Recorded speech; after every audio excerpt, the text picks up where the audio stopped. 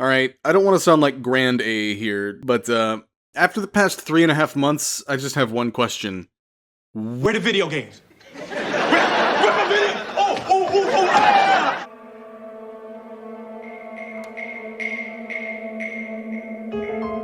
Alright, obviously there are some games out now, but the past 3.5 months has been one of the driest Q1s in a long time. Usually, it's a pretty good quarter. And historically, some of the best games ever were released in Q1. Resident Evil 4.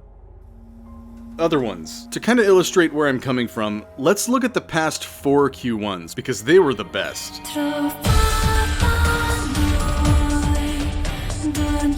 January gave us Gravity Rush 2, which probably shouldn't have been $60, but it was great, and I have never understood a video game plot less in my life.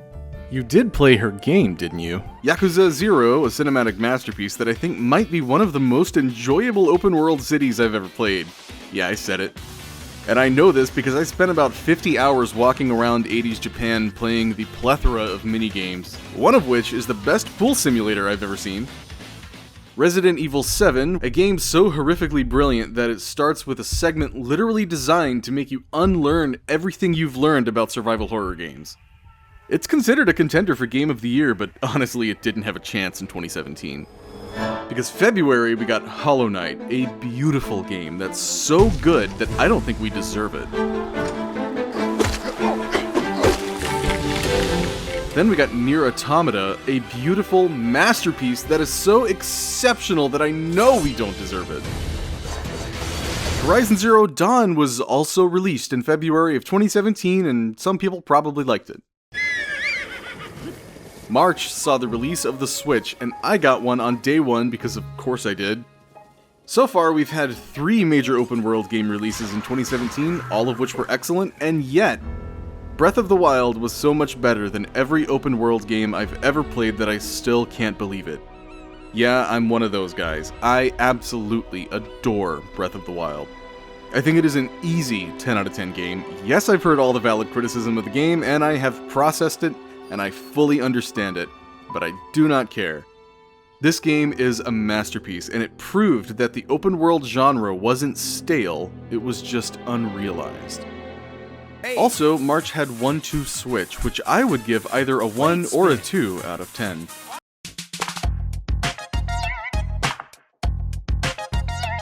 (2018's) first quarter was also pretty stellar.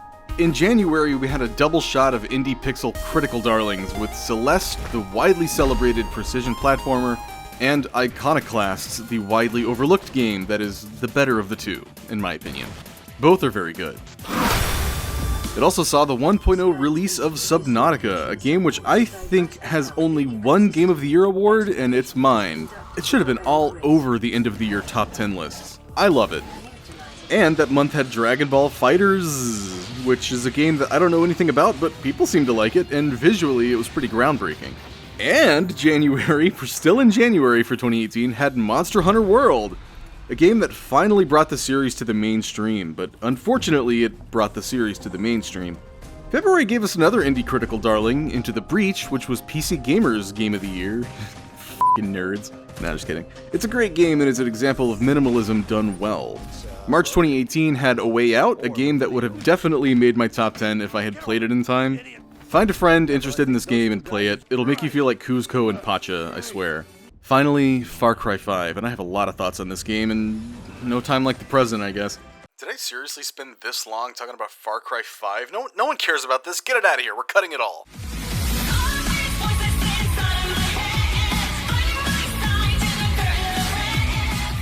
January kicked off Horde with Resident Evil 2 Remake, a game that immediately became the gold standard for video game remakes, and stood on its own as a completely wonderful game in its own right. A slice of the past, beautifully executed in the present. I made it my number 9 game of 2019, and that was a mistake. What was I thinking? That should have been significantly higher. Kingdom Hearts 3 finally came out. I spent months catching up on Kingdom Hearts. I played 1, 2, and Birth by Sleep, and Birth by Sleep is the reason why I hate Bippity Boppity Boo. Shut up! I watched all the others. I watched a 3-hour lecture and a 7-hour lecture, and basically I can tell you everything about Kingdom Hearts now, and yet I didn't bother finishing 3. I should have. By all accounts, it's a great game, and the Toy Story world is easily my favorite world in a Kingdom Hearts game. That Skrillex song is a banger. If I play it, though, the video gets blocked. I tried. February 2019 had... March 2019 had indie hit Baba Is You, and indie not quite as much of a hit, Hypnospace Outlaw, which I will promote every chance I get because it is excellent. Sekiro, Shadows Die Twice, the Game of the Year, and Devil May Cry 5, the actual Game of the Year. Just kidding, Game of the Year was Luigi's Mansion 3. January and February did not have much to write home about, unless you really want to play Monster Energy Supercross 3, the official video game on Stadia. I brought this up as a joke, but this looks pretty fun, I'd play this. But man, you can't deny March. Ori and the Will of the Wisps, the acclaimed sequel to the acclaimed original, Half-Life Alyx, the acclaimed spin-off of the acclaimed originals, Persona 5 Royal, which was Persona 5 again, except even longer. Jesus Christ. Cooking Mama Cookstar was released, kind of, not really, and then unreleased without explanation, with the exception of very few physical copies that only worked offline, and they had to deny that there was a crypto miner as part of the game because they said they used blockchain technology without really knowing what it meant. Also, Animal Crossing and Doom Eternal. So that brings us to this year. The virus disrupted a lot of development last year, but I think we're only starting to feel the effects of the mass industry delays now. But what do we have? In January we got Hitman 3, which has gotten good reviews, and has tripled the sales of Hitman 2, which I don't think Hitman 2 really sold that well. And I don't know if that includes Epic Store's guaranteed sales? I don't know. The Hitman reboot series kinda got off on the wrong foot, I feel like, with its wildly unpopular episodic release format of the first game, despite that game kind of being really great. They dropped it for 2, thankfully, but they just couldn't get those numbers. And I don't know, I tried Hitman 2 and I loved the Miami stage, but after that it just didn't personally grip me like the first one did. I love a lot about the series, but I just haven't been eager to jump back in. In February we got Bowser's Fury, a roughly 3-hour addition to Super Mario 3D World from 2012. I've heard that this expansion, however tiny, is really great, and believe it or not, I've never played Super Mario 3D World, so I really should get this. I probably will.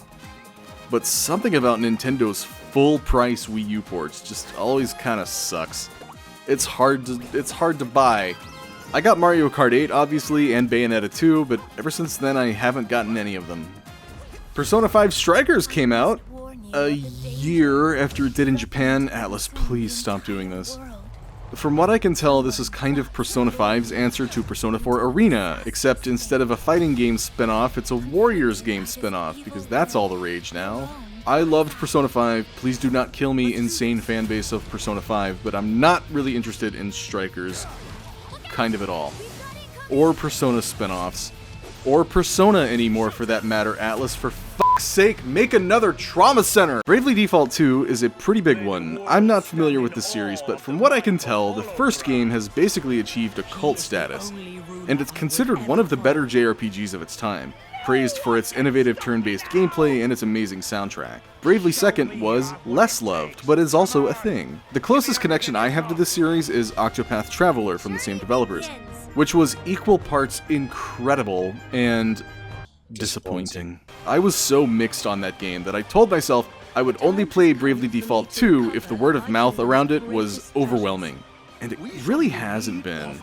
I'm sure it's good, but it's just another game known for being really lengthy, and for me, getting into a game like this needs some kind of investment. Either an established connection with the series already, or just a really huge push from the fans. And it does have its fans, please don't hurt me, but I just haven't heard any urgency to really play it, unless you're a fan of the first game, which I'm not, so I'll just skip it, for now. The other big one of the year so far is Monster Hunter Risei. I'm not very familiar with Monster Hunter. I did play a bit of Monster Hunter 4, and I enjoyed it, but I got the sense that I kinda missed the boat to become a true Monhun fan, back when everyone was playing it. But I also saw the recent movie, and honestly, it was actually pretty bad. Monster Hunter World in 2018 was somehow both the most popular and successful in the franchise, it sold like 4 times what 4U sold, and the most divisive. I think a lot of fans felt like it watered the game down, and others, well, agreed, but thought that that was a good thing. From what I can tell, and keep in mind I am not qualified to talk about these games at all, I'm just going by what I've heard. It's generally seemed to be an improvement over World, keeping the better changes from World and ditching some of the others. But the one common point I've heard about this game so far is that it's kind of light on content, which I'm sure will fill in as the year goes on. But if there was one generally agreed upon good game so far in 2021, I think you could call it this one. It Takes Two, the new game from Josef Fares, I think is how you pronounce it, the A Way Out guy. Fuck the Oscars! Looks pretty good, and I will be playing this eventually. It's another co-op exclusive game, and I'm confident that it'll be good based on the quality of A Way Out. But truthfully, I have not met anyone who has played this game yet. Obviously, people have played it. It's got a lot of reviews on Steam, and they're all positive, but I haven't heard anything about it. Where are y'all at? Y'all trying to keep this game a secret? The only game from 2021 that I have played so far, though, almost a third of the way through the year, is Loop Hero, a little underdog indie game developed by 4 Quarters, the studio that made Please Don't Touch Anything, and published by Devolver. Describing this game in a way that makes it sound fun is impossible. Watch, I'll try.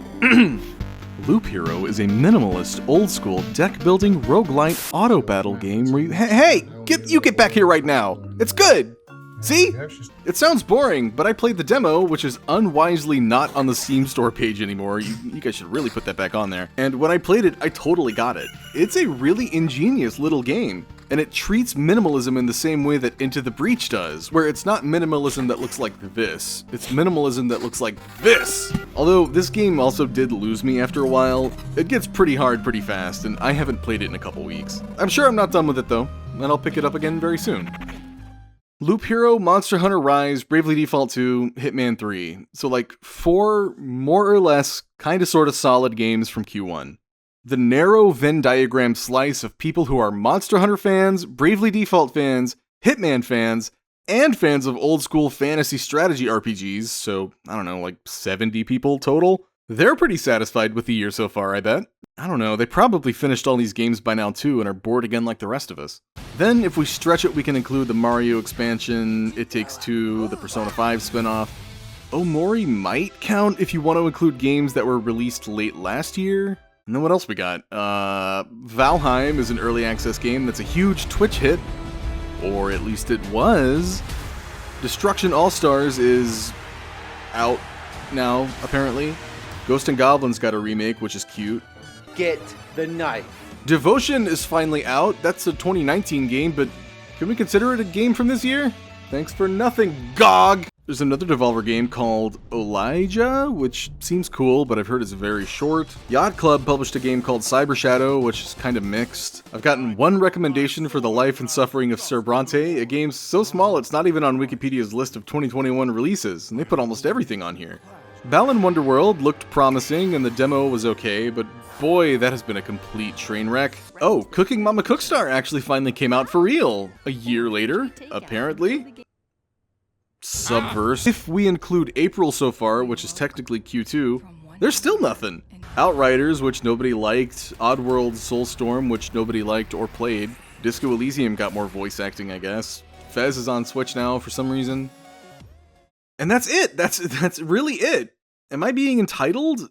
Yes. Maybe, but I'm not like demanding people release games. I know why there are no games, everyone knows why. But I think I'm allowed to feel just a little bit desperate.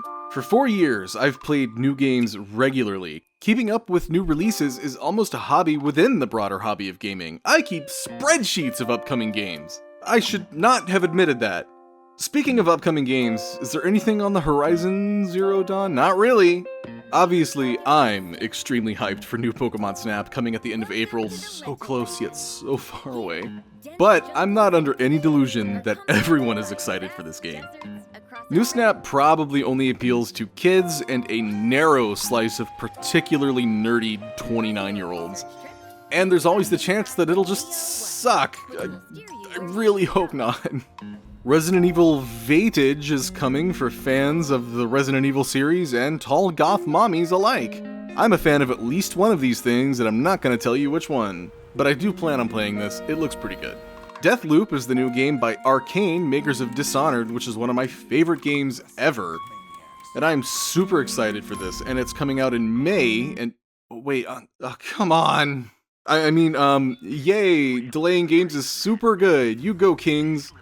Take all the time you need. Post the Shigeru Miyamoto quote. And I'm sure we'll get more announcements this year, and more releases that I didn't mention, some games we didn't expect, no Elden Ring, and definitely some indie games that I've never heard of that end up being my favorite games of the year. That always happens. But regardless of how the rest of the year turns out, I know how the first quarter has turned out, and it's been brutal. So what have I been doing with all this free time, then? Hey, you. I've been playing Skyrim? I got this idea for a video that was like a 10-year retrospective on Skyrim, you know, something like a real video game YouTube channel might make. And on my replay, I'm halfway through the College of Winterhold, and this video might have to become something more like, I tried to play vanilla Skyrim in 2021 and I just couldn't do it. I've been getting into bird photography. For example, this is a crested caracara falcon. They're mainly found in Mexico, but small populations do live in Florida. Majestic. I've done some local storm chasing. I got some footage of a windstorm that downed some trees in my area. I've been getting back into animation, rewatching old Disney animated movies. By the way, Atlantis and Treasure Planet are both really underrated. I watched Wolfwalkers, which is without a doubt the best movie trapped on Apple+. Oh, and I joined a cult! And I've been making videos more. Specifically one. This one. This pointless, whiny video, which I decided to make mostly because I was bored. So I've officially come full circle, and now that this is done, I'm gonna go back to photographing birds until Pokemon Snap comes out. What if I just became a bird channel? Would you guys mind if I just totally dropped the video game thing and only became a channel about birds? Don't encourage me to do it, because I'll do it. Good evening, friends, and welcome back to Bird Adventures. Today we have just some lovely birds to share with you all, and we hope you're doing well on this weekday or weekend. And our first bird is, oh, look at this here. We have a Brazilian red-crested woodpecker, I believe.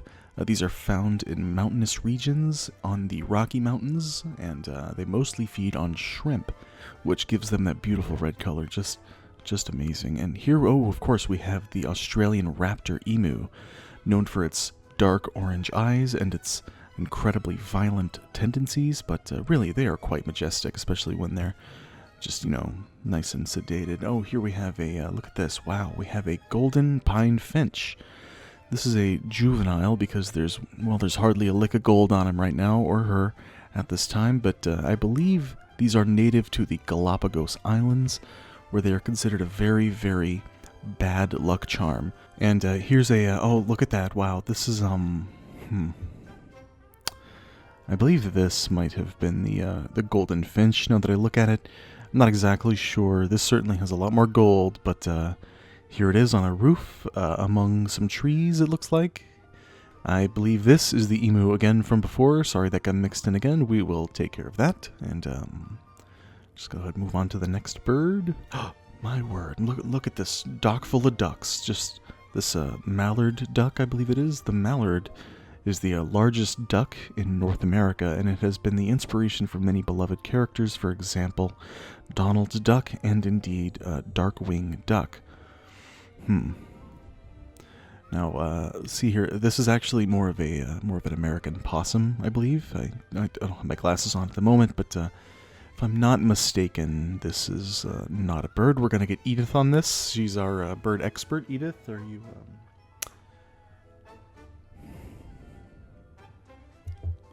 And while we wait for Edith, I just want to talk about our sponsor very briefly, Oats McGoats, which will send you oats by the pound every weekday. It's a subscription service. You can just sign up using our link in the description. And as always, we appreciate the, okay, here we go. We have the word back from Edith. Thank you very much, Edith. This is not a bird. See, I was right, and I don't know who arranged these photos, but they will be getting a bit of a talking to. That's all I can say. We're gonna move on for now. Wow, look at this. This, I tell you, that's a good photo. Okay, I believe these are ducks, and I'm not sure what the ducks before were, but we're gonna get that figured out. Maybe some type of crane. Let's go ahead and refer back to Edith.